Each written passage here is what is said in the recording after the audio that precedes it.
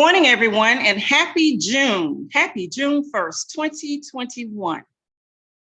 My name is Dr. Nia Scott Dunmore, and I'm a proud member of the Black Doctoral Network. We welcome you to this workshop today entitled Considering Opportunities Outside of Academia, What to Know and What to Do. We are so proud and happy to have Nicole Davis, Dr. Nicole Davis, who has 20 years of experience in the field of alternative dispute resolution. Her doctorate is from Nova Southeastern University in Fort Lauderdale, Florida, in the field of conflict analysis and resolution. And I'll tell you a little bit more about her as time permits. We also have Juris Doctorate. Tony Davis has over 20 years of experience in recruitment management and human resources. He obtained his Juris Doctorate and Masters of Business Administration degrees from the University of Baltimore. He currently is working for a Fortune 100 company in talent acquisition. And I want to welcome this dynamic Team Davis to the Black Doctoral Network webinar today. And without further ado, I'll turn it over to you, Team Davis. Thank you so much, Dr. Nieta. We appreciate the warm welcome. We are so glad to be here with you this morning. And yes, I am Dr. Nicole Davis. And I'm her husband, Tony Davis. And we love each other. Yes, we do. After 30 years of marriage, we still love each other and like each other. And like each other. That's the important part. Okay, so before we get started, I just want to take a quick survey so that we just can see who's in the room now that we've practiced the names a little bit. All right, so how many of you are considering a career in academia? Just type academia in the chat. Academia. Okay. How many of you are considering careers outside of academia? Type outside. Okay, and how many of you say anything but academia? Put anything but. Okay, so there is clear interest in academia and outside. All right. Okay.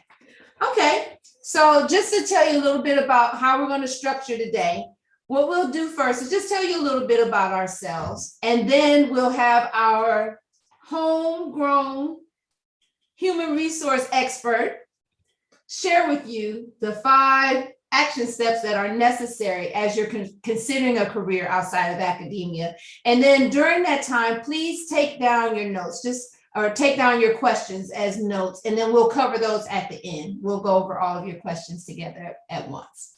Anything else? All right, go ahead then. Well, before I get started, I'm just looking at the names. We greeted some people before the recording went live, and I see this is a familiar name from last time, Scorpio Rogers. So I want to say hi to you, sir, Mr. Rogers. Thanks for coming back again. Glad to see you again. That's a compliment, huh? A low-key compliment? No. That he's coming back, yeah. Is that low-key? I think that's a high key.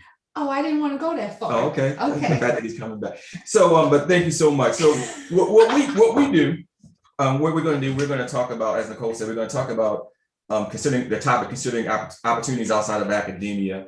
And we're going to talk about, Nicole calls them tracks, because what she thinks of as like a track, and it's a perpetual journey that you are always on. I like to call them action steps and keys, because that's just what I like to call them. when I think of track, I just, to be honest with you, and this just goes to show you, right? Because sometimes you have to keep the hearer in mind, right? When I think of track, I think of something that you start and then you ultimately finish. Whereas Nicole has the mindset that you never ever finish, that it's always perpetual. Right? Yeah, I said levels remind me of something you start and finish. Right. So, but we're going to talk about 5 action keys, and the reason we ask those questions in the beginning, because while the tracks and the action keys or the steps are exactly the same, sometimes we tell it a little bit depending upon who's listening to it. But before we do that, I'm going to give you a little bit about my background, just so you can know that this stuff that we're talking about is not stuff that we just read in a book and decided to go present it to somebody else. We've actually lived this stuff, and we walk through it, and we've helped people with it every day. We've helped other people, we helped ourselves, and we've even helped our children who are have gone through the process and who are now In the process. I guess he's right, like directly in the throes of the process. And I guess I can give some specific examples from his journey as well to see how this stuff is implemented. Okay, so with that being said, Nicole called me homegrown, and homegrown in this particular case means good old Charm City, Baltimore, Maryland. And what I like to tell people is I like to take people back to my high school days, because that's really where my foundation started. When I was in high school, I worked at a local department store. It was owned by May Company. Then it was now it's Macy's, right? But when I was there, I was working as a high school student, but a lot of my peers who were working the evening shift, working from like 5:30 to closing out the rest, people working at department stores, they were college students. And locally, a lot of them came from schools like UMBC. It's very good, a local undergraduate school. We had Towson University, and Morgan, but even though only a few people from Morgan and a couple of people from University of Maryland at College Park. But I noticed a crazy trend. It was crazy to me anyway. A lot of those students, a lot of those part-time workers who were students like me, they were at the collegiate level, I was at the high school level, I would watch them simply go from part-timers like me and as opposed to them working, coming in at 5:30 like me, now I was coming in relieving them after they graduated and they became full-time workers. I'm like, hey, what's going on? And the story was always the same, and a lot of them were Black, right? So, and just to really show you the mindset, my mindset was there as well. A lot of the Black people, they would become full-time workers, and I would ask them, well, why are you now here full-time? And they would say, well, I'm looking for a job in my major. I can't get a job in my major. And just me being inquisitive, I would ask, well, why can't you get a job in your major? Regardless of what the major was. And the answer was always the same. It was, I don't have enough experience to get a job. And of course, and they were in that catch-22, right? Well, how do I get the experience if nobody will hire me? But I need the experience before somebody to hire me, but nobody will hire me to give me the experience. So they were stuck. So they were just really there working as full-timers. But the thing that changed the mindset for me, like I said, just my mindset is really cultural biases. It is what it is. That's where I was back then. And I don't know if I really changed all that much, to be quite honest with you. But there was an Asian guy who was working with me, and he went to Towson University, and he was a computer science major. And of course, I'm thinking, technology, there are many, many jobs in technology. Those jobs are supposed to be so easy to get. And then when I watched him go full time, I said, okay, something must be wrong with this. And his answer was the same as theirs. I don't have any experience, because he didn't do any internships or anything like that. He was working part-time with me. So he wasn't able to build his resume. So I knew that you had to get a job. And I knew that you had to get some experience in order to get the job in your major that you wanted. So I talked to my parents, and I'm a product of a divorced home. My mom married my stepdad, I guess when I was in early high school. And so he came into the picture, and I had conversations with them about my college choices. Of course, you know how the colleges come in. I know some of you are even professors, and some of you may be on the high school recruitment tour where you go in and make presentations to colleges. And I learned about schools like the University of Cincinnati, Drexel, Northeastern University, where they had cooperative education programs, which was music to my ears, because I'm thinking, oh, well, hey, problem solved. You go to a school like that, you'll get the experience, and then you can go into the career that you want. Well, that was great news to me, but it wasn't great news necessarily for my mom and my stepdad, because when I told them about that plan and how that my life was just going to be so great after that, much to my chagrin, they told me, well, you don't have enough money for the first year. How are you going to do this? And the conversation got really ugly. So I was really distraught. I was even surprised to even find out it was a conversation that we didn't have about college financing. I just assumed I was going to go to college. I went to the best high school in Baltimore. College was my next step. And I didn't know we didn't have money for college. So what I did, I went into the military. I saw all the commercials on TV, Be All That You Can Be. I saw the GI Bill. And then I found out that they gave you money for college once you got in there. So I went to the Navy, got a job in naval intelligence. And my plan was to go there and work, get my degree, eventually get out and go to law school. I knew that was something I always wanted to do. And I thought my life was going to be set. Well, when I got there, I started my education, took classes after work, but and you got to be, this is one of the action steps you got to take. Sometimes you got to be judicious in who you say what to.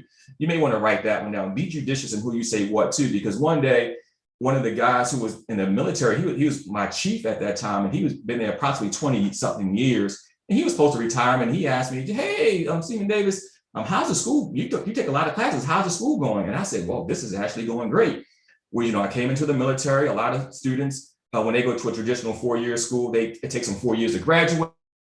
I'm on track to get my degree maybe 3.5 years.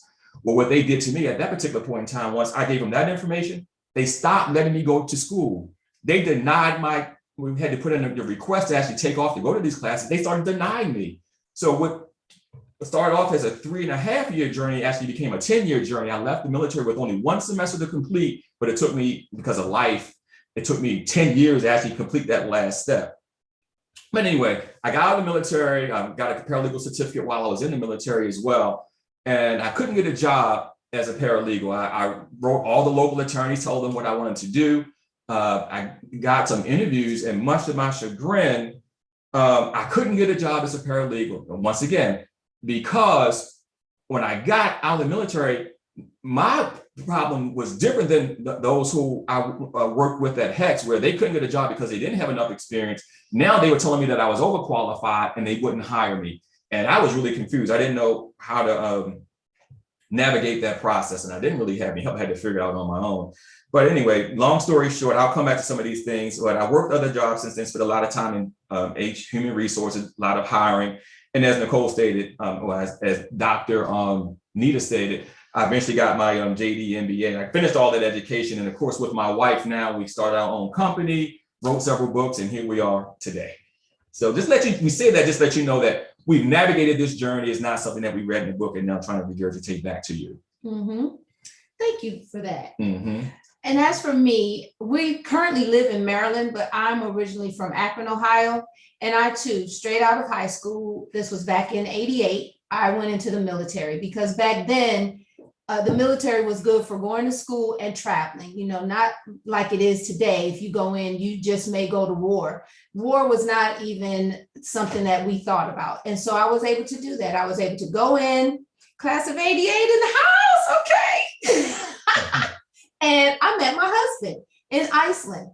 That's where we met. And I actually began going to school in Iceland at that time. And it was through the European division of the University of Maryland. And they only had a few majors that you could study. And so I was doing business. But once we got out of the military, and I had a plan, I was going to get my degree, but I wanted to start a lingerie business. So my plan was, once we got out of the military, I was going to start working at Victoria's Secret so I could learn all the ins and outs of being there and then start my own. But once I was there, I realized that I really didn't want bras and panties to be my life. And thankfully, during that time, I met a young woman who was a customer there who talked to me about Morgan State University and how great their social work program was. So that was of interest to me because I can remember back in high school always being the one that my girlfriends would go to for guidance and counseling. So I was intrigued by it, and I went and I enrolled and I became a social worker. So it was during that time as a social worker, I began working in the therapeutic foster care arena. And I realized we had a small child at the time. The type of work that I was doing, that burnout was imminent. And so that was not the path that I wanted to take. And it was during that time, I went to my husband and said, babe, please, can you get me a job somewhere else? I want to get completely out of this field and just try something different. And he was able to do it. He got me a job as a technical recruiter. You remember that? I certainly did. And as a matter of fact, I called the owner of the company and told him that my wife needs a position, and that because networking and building relationships, she had absolutely no experience in the industry, but because he trusted me, he said, hey, I'll give her a shot. And so I did. And I took that job. What? No, and I was even going to tell you guys, and that wasn't some Black business owner trusting me. He was Armenian or something. He was something else. So anyway, so networking is Black, but it's also outside of Black as well. That's something that we need to concentrate on. And so I continued my degree. Even while I was doing that, I got my graduate degree at that time. And it was while Tony was working on his degree in law school. And these were happening, like I would go to school and he would go to school and I would go to school. So it was after I was finished with my graduate degree, he told me about mediation. He had studied alternative dispute resolution during his time in law school. And I looked into it and fell in love with it and said, this is exactly, It's a natural fit. this is exactly what I want to do. And this was in 2000. Now we're in 2000. And now we have 2 children. So I now have my master's degree and I am mediating. I'm volunteering wherever I can just to hone my skills. And I meet someone during that time while I was working on my degree and ended up getting into the nonprofit organizations because there was someone that I met who introduced me to someone else. And so I was able to do that and learn that field.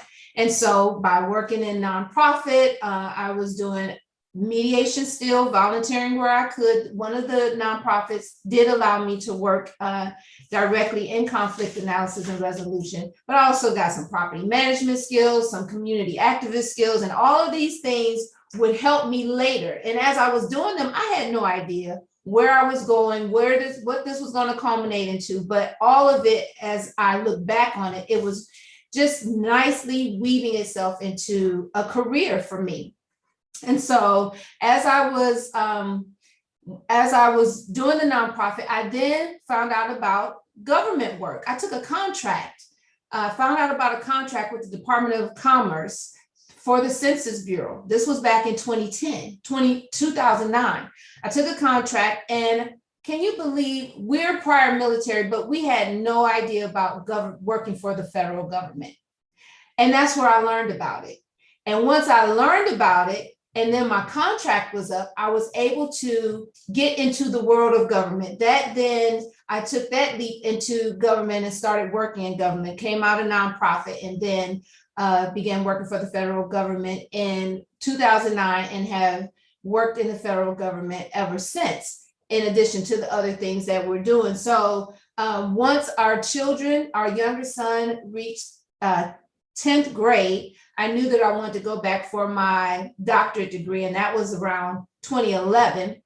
And so I went back to school and was able to pursue that. And then we started our organization together. So that's kind of a quick snapshot of our lives. Yeah, and within that quick snapshot, you'll see how these, you call them tracks, I call them keys, how they all interweave together. Yes. You'll be able to pull out and say, oh, yeah, this is exactly what you've done. And this is what fits And in we'll that give track. examples And within that key. But before we get into the meat, I know you want to do a quick survey. I do, because we have some more people in here. So in the chat, just let us know if you're an undergraduate. Are you a freshman, sophomore, junior, or senior? Just put that in the chat for us really quickly.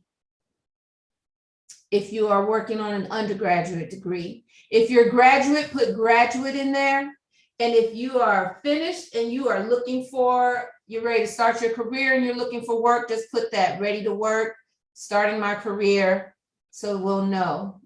Okay, working on a graduate.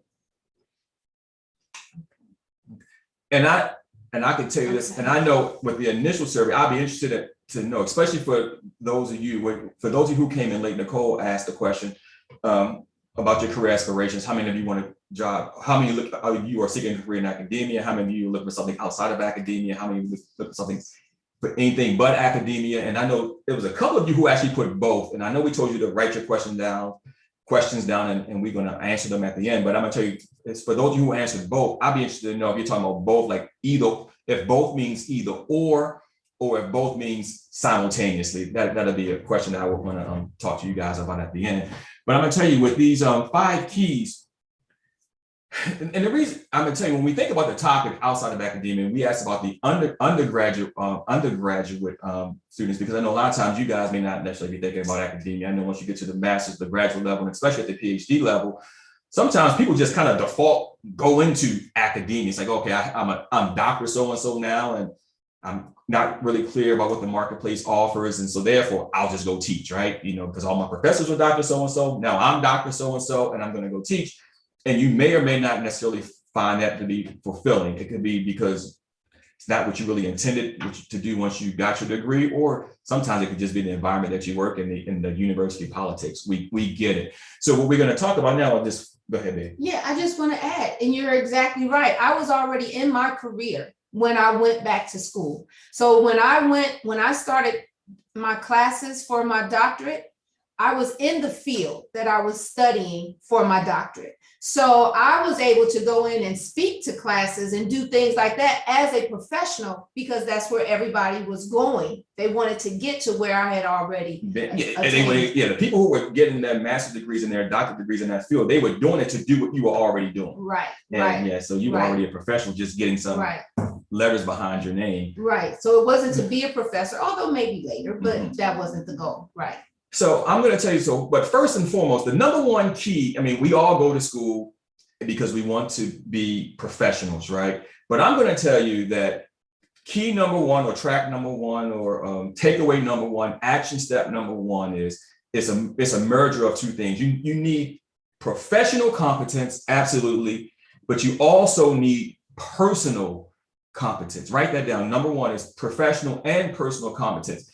And they are not separate and distinct. They are one and the same. So, of course, with the professional, whether you're studying, I don't know, cybersecurity, I know a lot of you PhDs like to study psychology, so you can just diagnose everybody, tell us what's going on. I'm just being silly there, but whether you're math, I don't know, some kind of engineering, education, whatever your doctorate is in, you need to be competent because you want to come off as a professional. Look, let's just be honest about it. I'm going to throw this out here. This is just my unscientific research, especially as we look at today's climate, right? There's a lot of times we're talking about a lot of racial inequity and stuff, but I can tell you this, in the employment sector, even though companies seem to make statements about wanting to support diversity and things of that nature, in my unscientific research, I haven't really seen much action to bring people in of color in any position, especially at the C level, right? So in order to get in, those barriers that we had to overcome, they still exist. And so, that got to be twice as good to get half as much and all these other kind of colloquialisms. It's still true. You better be competent, right? But also in addition to that, become a subject matter expert in whatever you're taking. So whatever you study. So don't say, well, I just graduated and I still need a lot of training. No, you need to come out and really be able to be a subject matter expert in it, be able to teach others who they listen to you talk about this subject, and they're like, that person is really good. I need them on my team. But also the personal part is just as important. Your mind, your will, your emotions, your spiritual development, becoming the whole kind of person. Your interpersonal skills, this is where a lot of us tend to miss it, I think. Our interpersonal skills are just as important as our professional skills, because here's another thing. It still rings true. People do business with people that they like. People hire people that they like. And if they don't like you, for whatever reason, they're not going to hire you. So you got to really put a lot of times, you got to put just as much effort into your personal development as you do your professional development. Like I said, your mind, your will, your emotion. Can I count on you? Are you integral? Can you be taken seriously? Do you show up on time? Can you receive constructive criticism and not get angry, right? Because, you may be labeled as the person with the attitude. And I can tell you this, just even from personal experience, one of the examples I like to give all the time is when I got out of the military and I couldn't get that job as a paralegal. Right away, I took a job at a temp agency and I got a job at our local Blue Cross and Blue Shield, and they hired me to handle 1099 issues. And at that particular point in time with the 1099 issues, they were with the doctors and dentists. I called this one dentist, this one dental firm, told them about the problems they had with their 1099s. And I talked to the woman, the owner of the business. And what she did, we resolved her issue. And then at the end of the conversation, she asked me this question. She told me we had a great conversation. And then she asked me, she said, you were really great to me. Do you like working there? And I, just being untrained and really uncouth and unprofessional, I said, no, I don't, right? Probably not the best answer to give at that time, but it was the best answer because I asked her, I said, well, why did you ask that question? Now, the reason I asked that question was because I thought that maybe I had given her some indication that I didn't like my job. But the reason she was asking me that question is because she said, well, because I have a son, he works at a company and he's been there a little less than 2 years and he's already making over $100,000 and they would love to have people like you. Could I put you in touch with him? Would you like to talk to him? And remember, I couldn't get a job. So I said, oh, absolutely. I would love to talk to your son. And I can tell you, by the time I got off work at like 4 o'clock, got home by like 4:30, I called her son. And when I called him, he said, my mom has already talked to me about you. do you want to work in our Virginia office, our Northern Virginia office, or would you like to work in our Maryland office? And then when I went, I said, well, I'm from Baltimore. I just got out of the military, gave him the whole spiel, and I told him what I was doing. And I said, I would like to work in your Maryland office. So that office about 25 minutes, 30 minutes from my house. I went in there, had the interview. It was just a formality. They hired me, and there you go. It was interpersonal skills that got me that initial opportunity, which set my career in a totally different way. Then I found, when I thought $100,000 a year was big money, I realized that there's a lot of people making what I consider to be big money. And as a matter of fact, that for some people, that what I thought was big money could become insulting money just by interpersonal skills, meeting new people and getting into a new environment. So that's really key. The other thing I want to talk about, and right, this is track number 2 or takeaway number 2 or action step number 2, key number 2 is the entrepreneurial track, right? All right, so listen, in today's environment, say I'm considering something outside of academia. Some of you are already working in the school system. Some of you are working secular jobs. Some of you may have worked secular jobs and stopped working it to go back to school. I thought you were going to say something. But the bottom line is this. We may want to consider something entrepreneurial. As Nicole said, even we started our own business, right? And we want to grow it, and we're growing it at a pace that's comfortable to us. But entrepreneurial tracks is something that's really important because, quite frankly, I mean, we see the reports all the time. You think you may be going to a good company, and we see even with our Fortune 500, 100 companies, quarter to quarter. You turn on the news every quarter. We wait March, June, September, end of the year. They're going to be laying off people. We see with our big companies all the time, whether they blame it on COVID, whether they blame it on not meeting earnings, whatever the case may be. 2 bad quarters in a row. They are downsizing. So then the question for you becomes, what am I going to do? Granted, I tell you to have marketable skills. You guys are getting your master's degrees and your PhDs. And you have marketable skills that you can take somewhere else, but you may want to consider something entrepreneurial. You want to have multiple streams of income, but I want to give you some things to consider if you're going to take the entrepreneurial track, though. A lot of times, and I see it because sometimes people say, well, I want to be an entrepreneur because I just don't want to work for anybody else. And we think that's like the big, bold move. But what I'm going to give you some tips right here. 1, take an honest assessment of yourself. Understand what your strengths, your abilities are. And if you don't, and also take an honest assessment of your weaknesses. And if you have any weaknesses that you can honestly document, I'm going to tell you, this is going to go to my next point right now, but you may want to supplement those with people around you who do possess those skills. And also in addition to that, because you got to remember, everybody may not necessarily be the best face of a business. You may have all the skills to run the company, but based on how you present yourself or based on what your personality may be, you may need a front person, right? And you may run everything in the background. And so now you guys may go into some kind of partnership.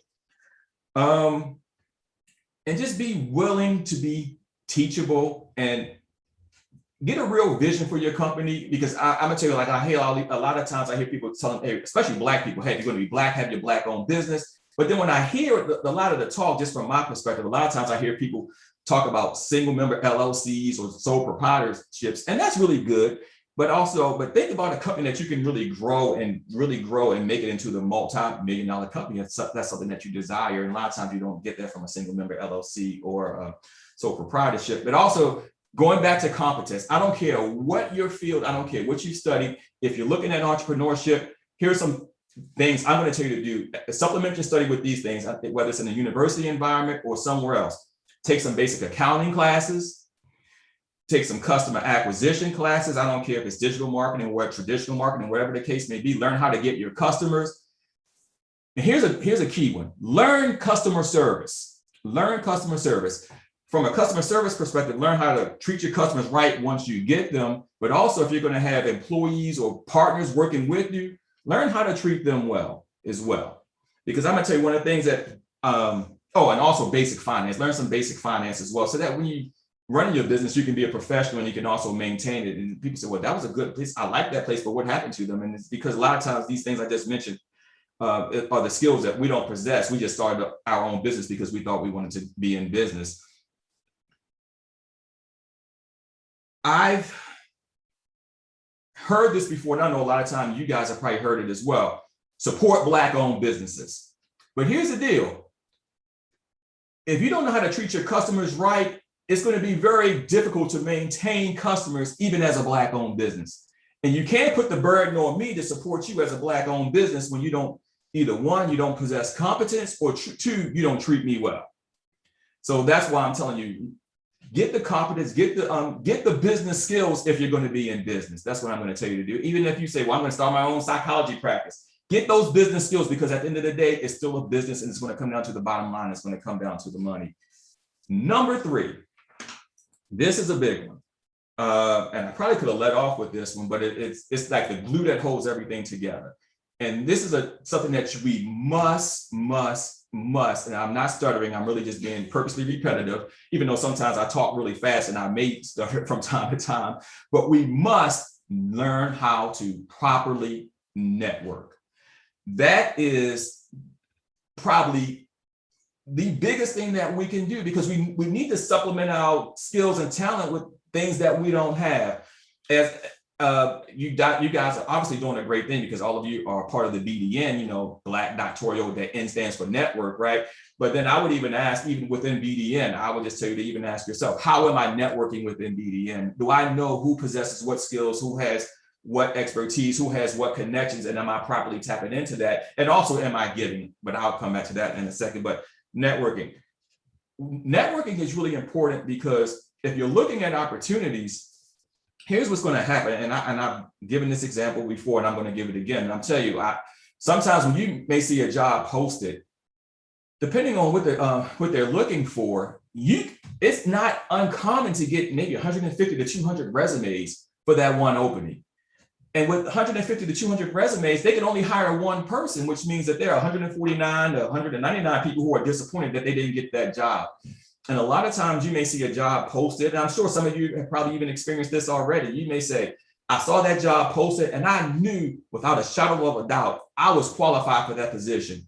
And I probably didn't even get a call back for that position. Well, I'm gonna tell you, sometimes, and we may say it's unfair, it's not right, things need to change, but I'm gonna tell you, they don't change. It's the way it is. Like I say, Run DMC is like that, and that's the way it is. That's how business is done. People hire people who they like, they hire people who they know, and they do it through networking. So you may say, I applied for that job, I didn't get the call back. I don't understand it. And it's wasn't because they knew I was Black per se. Like a name like mine, if you saw my name on a resume, you wouldn't know. My first name is really Lawrence, right? I go by Tony, my middle name's Antonio, but when you see my name on a resume, you wouldn't know whether I'm Black or white. And even with my schools, you wouldn't know whether I'm Black or white. Nicole Davis, you see her name on her resume, you don't know if she's Black or white. And then if you see Morgan, you may assume that she's Black unless she played on Morgan's softball team, because I think they only had like 1 or 2 Black girls on that softball team. I don't know. Anyway, I don't know. I digress. But nevertheless, you don't know, but you may or may not get the call. And it's because of networking. And I can tell you, like, even now, just using out my youngest son, for an example, he just recently graduated from law. Yeah, because before you say that, I think it's important to put it under this context of building relationships, that component of networking.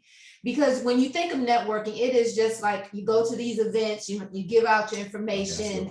You give out your information, you collect information, and everybody is really there for the same purpose. They're trying to get something, they're trying to establish something, but it's for a career or a business or whatever it is.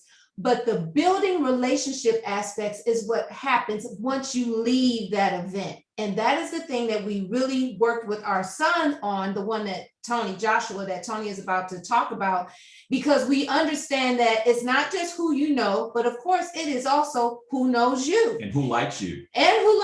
And so building those relationships, that all occurs over time. So go ahead. Yeah, and we can tell you, so we're from Maryland, and he just completed his law education in May, a couple weeks ago, at a school in Los Angeles. And we can tell you, like, during his course of time, he would check in, because we have a great relationship with our son, and he likes to talk to his parents. Thank God for that. Thank God. But we would say, well, what are you doing? He would say, well, I'm going over this school, that school, I'm going to this bar association, and I'm going to meet people. And then, or he would say, well, what are you going to be doing this week? Well, so-and-so, when I went to the Beverly Hills Bar Association, I met this person, and now I'm going to go have lunch with them. And what do you got? And just to meet them and talk to them about whatever, just shooting the breeze, just to really build relationships. So And he would just name different places. And of course, we were supposed to remember every place that he went. And we would just nod our head like, okay, yes, okay, good. But the bottom line is he met a bunch of people in LA because from a legal perspective, he only had really one interest. He wants to work in the entertainment industry. And even with that, he doesn't want to work in litigation. He wants to work in transactional work. So he's very narrow in his focus, and he was very intentional about the relationships that he built. But even using those relationships, that netted him an internship in one of the top litigation law firms, entertainment litigation law firms in LA. So very impressive resume, making great connections, but he doesn't want to work in litigation. But even as he was getting closer to graduation, he's letting people know that, okay, these people, like, remember so-and-so who I had lunch with while I reached out to her, and she put me in touch with this person, put me in touch with this person, and now they want to talk to me about this position. So he's actually had people from very prestigious places even reach out to him about openings. And in one particular case, his resume went through because of referral. Like, well, if you came through this channel, he ended up talking to the president of the company even before the position was really officially up and going and out there. And she even said, well, you know, I'm to be honest with you, I'm really cheating right now talking to you because we are really early in the process. But his resume wasn't just one in the stack. It's like, okay, send your resume here, which is where everybody else who's going to apply for this position is going to go. But also send your resume directly to the president of the company. And the president of the company had already set up an interview with him. Another place, very prestigious place where he was the work. Casual conversation. They had a casual conversation. Yes. But it was really the unofficial interview for the position, right? And another person at a place that he was at work there, people were like, oh, you're working there. That's great. You can't get much better than that for the entertainment industry. But he was able to tell them, well, they really want somebody who can start right away. And he told them, well, I'm studying for the bar. The bar is the last week of July. I'll be ready to start in August. They really want somebody to start a little sooner than that. But they're like, hey, you know what? Call us. We'll see where we are in our process as we get closer to your bar exam. But he has it in his mind that I'm not going to work and study for the bar exam. I'll take them one step at a time. But nevertheless, somebody else who has her thumb on the pulse of things was a person that he met from his undergraduate school who now works as a talent, entertainment legal placement person. And she's like, oh, I know this person, this person, this person, this person. And she wanted to put him in touch with people right away. He said, wait a minute, I'm studying for the bar. She said, okay, well, call me in the June, beginning of July and see. So the point I'm making is it's because of networking and just being, and as Nicole said, building those relationships. He's being exposed to opportunities that other people are like, I would love to work there. And he's already going in, quote unquote, through the back door, meeting with people. And they, like, if he wanted to, he could have already had an offer at this one place, but he told them, no, I don't want it yet. And he felt like he's in control of his entire process because of all the networking he did while he was there. And I said, Yanni, you want to say something? Yeah, I would just add to that. It's also having relationships outside of where you are, whatever city and state, whatever school you're in, because people know people. And so while this person you're meeting right here at this event or on this Zoom call, wherever you are, just because they are not in the location where you want to be, it doesn't mean that they can't connect you with someone. So you still want to give people time and get to know people because you never know who they may know. And that's the other component. And now, before I go into the next track, I'm going to tell you this. Here's a little tip. And I actually thought about it when Nicole told me we were going to be doing this again for BDN. I thought about it. And I looked at today's political climate. Like I told you guys, I don't necessarily see much change in the way of employment with companies, especially with C-level positions. But for those of you who may say, well, I don't know how to network, I'm starting to build my network. Here's a little tip, what I would tell you guys to do. A lot of companies now, and they think that they met their quota by putting people in these positions like vice president of diversity or chief diversity officer or things of that nature. If there's a place that you want to go conceivably work at, I would say, Google that company's name, type in vice president diversity or chief diversity officer or diversity of inclusion, find out who that person is, and then send them your resume and your cover letter and tell them and ask them for advice on what you should do, whether it's in their company or somewhere else. And another thing, I never really liked doing this, but I will tell you, because you were talking about diversity here, that may be a time where you may want to put your picture on your resume. I don't know. I'm just throwing it out as something that you may want to do as you're trying to build your network. Number 4, track, takeaway, key action step is build your support network. You got to get your people around you who can be honest with you, who can actually help you hone your skills. It's really like that's really like a tentacle of networking, but you really want to get a good support track. These are people who can look over your resume and give you tips. These are people who can listen to you talk and give you some keys on how to present certain things. These are people who can tell you things that you may need to work on to make yourself better. But be willing to get people like that in your network who can actually help you in your career pursuit endeavors. And then number 5, the volunteer track. This is not all about you. This is not all about you. So I can tell you one of Nicole's greatest opportunities, even in the alternative dispute resolution and mediation space, she got it because she was volunteering at the Maryland Commission of Human Relations. Mm-hmm. She was volunteering somewhere else doing mediation work, which led to some professional mediation work, all because she was willing to volunteer her time at the Maryland Commission on Human Relations. What kind of cases were they handling? Oh, mostly business and community. Okay, business and community. Because I get that mixed up, because I know you did a lot of family work and I don't know where you were doing what, but nevertheless, it was volunteer work that actually helped build some of that networking that got her into some other doors that she wouldn't have been able to get into without even volunteering. Right, right. And it's almost like volunteering is passe, but it's really not. Volunteering will set you up with people that you would have never met anywhere else because of a common interest in another area.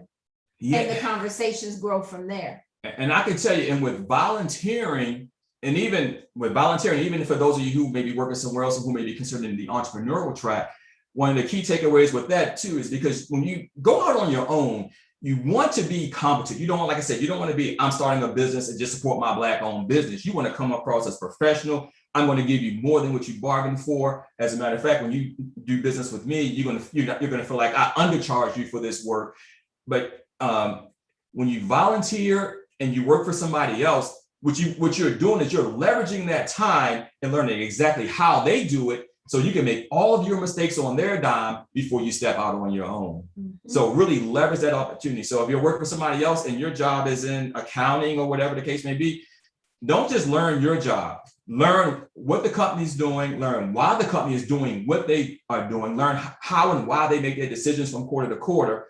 And just note that, so then when you go into your space and your entrepreneur, and you start your entrepreneurial track, you have a point of reference for what works and what doesn't work, but you did it on their dime and you didn't have to ruin your reputation in the process. Right. Okay, beautiful. So those are the 5 keys. So 1 is like the personal and professional, or professional and personal. That's number 1. Number 2 is the entrepreneurial track. Keep in mind that, I agree, everybody may not necessarily want to do that, but it's something that you may want to keep in mind. And like I said, and if you're not feel like you're not the person, get somebody else who can be your facial front and then partner with them. Partnership is good because they need opportunities as well. Number 3 is networking. Number 4, get your strong support track. And number 5 is giving back, or we call it the volunteer. So you want to give the 2 extra tips, at least one of them maybe for interviewing? Oh yeah. So from an interviewing perspective, so for those of you who may be talking to somebody and you want to interview, a lot of times we put a lot of pressure on ourselves when we go into these interviews. But here's what we need to keep in mind, especially as you're networking and you get the interview, or even if you get the interview and it wasn't because of networking, remember this. So it's a good news, bad news perspective. The good news is they want you to work out.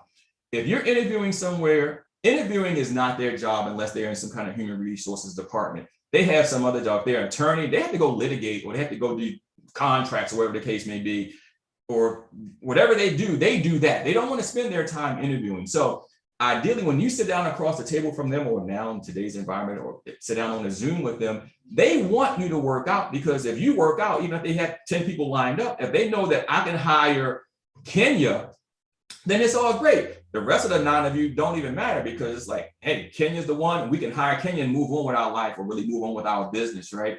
So they want you to work out.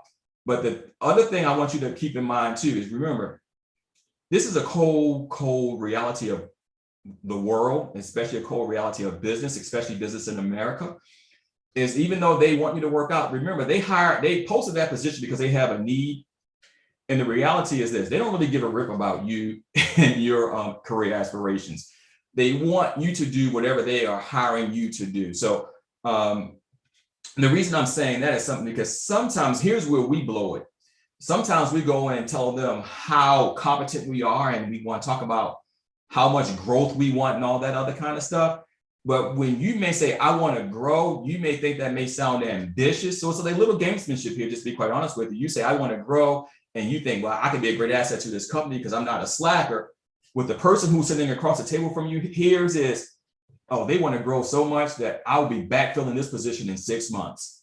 So even though you may walk out of that interview or turn off the camera from that interview thinking you had a great meeting, all they said was, well, hey, Cynthia was great, but she's going to leave us. So now they'll go hire Ashley instead because Ashley didn't give that impression that she was going to leave them. So just keep in mind that you want to interview from their perspective, not necessarily yours. Mm-hmm.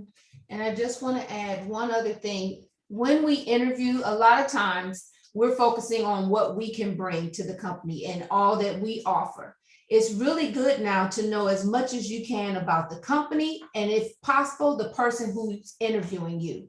So of course, with LinkedIn and now with social media, there are ways to see where people are, but the more you can talk about them, their company, what they've done, where they're going, that also sets you apart, because otherwise most candidates are doing the same thing, talking about how great they are, and companies weed out and separate by knowing how much research you've done to figure out more about them. And the reality is this, because at the end of the day, if you look, people are selfish, right? People are vain. So if they feel good about you after that conversation with you, especially if you know something about them, you will be more memorable than for those who may blend in, even though they were good. Mm-hmm. That's just the reality of how things work. Mm-hmm. Okay, so let's open it up to some questions. Can we unmute everybody, or Dr. Nieta, can you unmute, or however, can you guys unmute yourselves, however it works? They can unmute themselves. I don't think she didn't. She left it open. Okay, great. Any questions, comments, suggestions? I don't know. This is Dr. Andre Quinter. I don't have a question as much as a comment. But first off, I want to commend the both of you. You have done an excellent job. You hit all the points. You know, after being in the industry for more than 50 years and now doing a shift in my career, I've got my EDD, now my PhD. And in terms of going to gravitate toward things that I enjoy, but you know, I've been through corporate America and what have you. I've been through this, been through entrepreneurship. So you guys are right on point, and an excellent presentation, and where you really talk the life I've lived and plan to live. So thank you so much for the very insightful information. All right. You're welcome, and thank you for the compliment. Thank you. Any other questions, comments, suggestions? Hi, this is Dr. Hall. I want to say I stand on the heels of my colleague. You guys did an excellent job today. Thank you so much, because I'm definitely on that cusp on trying to figure out where I want to go, because I'm trying to get it. I'm in higher ed now. I left higher ed. I was an administrator in higher ed, but I had to resign because I took care of my 2 terminally ill parents who since left us. So with that, I catapult back into higher ed. And I'm not doing exactly what I want to do. I said I wanted to be a college professor, but I'm seeing that. And I started my own business thanks to COVID. I started to do diversity and inclusion training and so forth. And now I'm starting to see the shift that I possibly can do this DEI in corporate America and not just pigeonhole myself in academia. I could do academia from an adjunct professor perspective, but then I also could think big and go into DEI, because they're creating these jobs now for these opportunities are starting to open up. I just have to dig more, network more, and find them. But thank you so much for this, because again, I'm trying to figure out and find my footing career-wise. And you said something key, and I wrote it down and put asterisks by it. University politics. That is real, because I see it and I'm like, how did this person jump from one university to another within a year? It's so hard. I can't even get an interview. I don't even get a call back, less an email saying that they received my application. So I said, oh, they have to be networking. They networking someone new, because people know who they're going to fill the position with before the posting went out. They just do it for formality. Exactly. So you hit that on the nail on the head with that. Because someone else also told me they already know who's going in the seat. Sometimes their predecessor already knew. They already had their eye on somebody, but they just had for formality, put the posting out for legal purposes, and string people along for some reason. But thank you for this. I'm going to pursue and start looking in corporate and see where DEI lies, because I'm sure it's out there. There's a plethora of jobs since what we went through last year. So I appreciate this. Dr. Hall, quick question. Are you looking to Yes. go into corporate as a consultant or as an employee? That's a good question. I'm doing both because, again, I have my business and I have programs. I have corporate training materials that I can do consulting from that perspective. I've been putting myself out there, branding myself, but also as an employee, that would be helpful, because then I could do learning and development from a learning development perspective, DEI training and so forth. Okay, just a quick tip for you, and I think somebody else may have a question as well, but look at, as you get your business structured in your corporate, and look at corporate clients, also look at government contracting as well if you're looking at contracting, because there could be some lucrative opportunities there as well. Okay. Because I also tailored my, I just started a year ago, and I heard you when you said to some people don't have experience and they don't have this, that, and the other. So, hopefully I can get in with I'm using my business as the experience and going out there and doing speaking engagements and educating others in regards to DEI. So I'm using that as my experience, quote unquote, air quotes, to try let me just jump in, because so I can get a couple other questions, but I'll tell you, you may even want to supplement your team with somebody else who has more experience as well, that way you can add them to your portfolio as you go into other places. Okay. You did say that. Yes. Anybody else have any questions? Dr. V, your hand is up. Thank you. Thank you so much. I want to say thank you to Team Davis. And I really want to just say, like, what you shared, your time management was amazing. I get to do something tomorrow, so I'm going to keep that in mind. Your inspiration, love the Black on Black love that you're representing, and just the encouragement I have to be more intentional. And I'm going to even use the word aggressive in my networking, but I just appreciate just the affirmation of everything that you shared today. Thank you. You're welcome, and thank you. Anyone else? Yes, I want to thank you guys for this awesome conversation, advice, and concepts. I teach at a local university here in North Carolina, and I've been wanting to get into I guess consulting, or I guess working for the government, writing contracts or helping out with that. How would I pursue that? Yeah, any suggestions getting into the government thing? Getting it. So there's a GS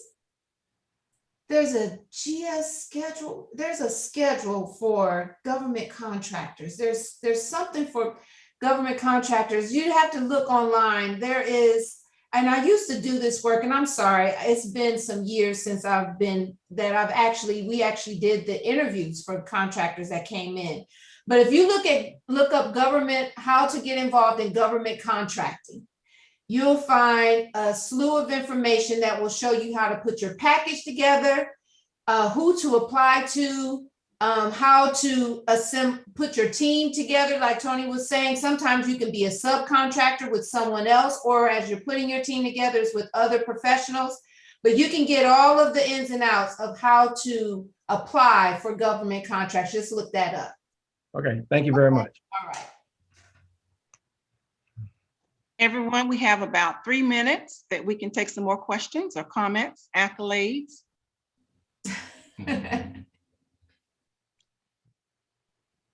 Thank you. I have a quick question. Okay. I know that a lot of people kind of like stray away, or they're afraid of nonprofits, I guess because they think about they may be triggered into a loss of income. How do you feel about that? Do you think that you should just try and, the opportunities may still stand firm? Okay, so the tricky part to nonprofits, and nonprofits are a lot of work. And since you're needing your funding from someone else, they have their criteria and then they have their reporting that's required. So what you find a lot of times is those who get into it, they get into it because they love it. But when you need this funding, you spend more of your time doing the administrative components to keep your nonprofit running. So you would need someone who could be dedicated to do the writing those proposals and to getting the funding, because you are normally the one doing all of that. You're trying to write the proposals, you're trying to do the work, and you're trying to keep up with these reports.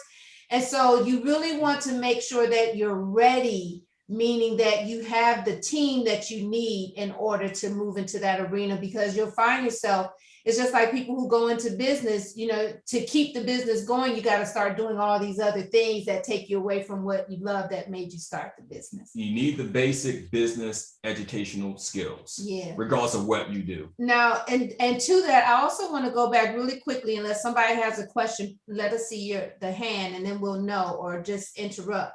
But one of the tracks that we talked about, we kind of went through it quickly, was the support team track.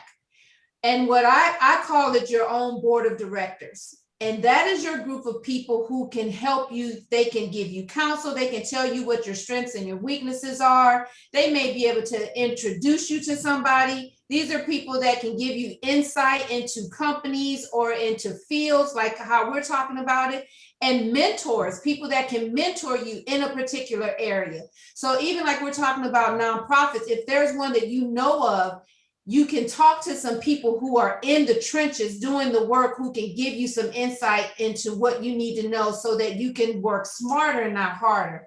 And that is the purpose of a support team or a board of directors of your own. Yeah, and I would just like to conclude by saying, a lot of times when we get our JDs and our PhDs and all that kind of stuff, a lot of times we could very easily go into an environment and be the smartest people in the room. But I'm going to challenge you to go into an environment where you're not always the smartest and most accomplished person in the room, and get into environments where there are people that you can really, really learn from. And that's how you're going to really become privy to opportunities, and also be good once you get the opportunities. I think that's key as well. Don't blow it once you get it. Because you represent all of us. You represent all of us. Well, thank you so much. Team Davis, is there someone else that was getting ready to say something? Yeah, this is Dr. Crenshaw. Again, for your next book, look me up on LinkedIn. I like to write a section of after 50 years in the workforce, because I think it's very instrumental to get this information out to the masses. And again, I will be glad to write a section of your next book. Okay, fantastic. Thank you, sir. Well, thank you everyone for dialing in this morning and onto this afternoon. And we want to thank Team Davis for gracing us with your presence, the Black Doctoral Network, Dr. Davis and Attorney Davis. Thank you so very much for all of the information that you have told us today. And you gave us just a plethora of information. And again, thank you so very, very much. Thanks for having us.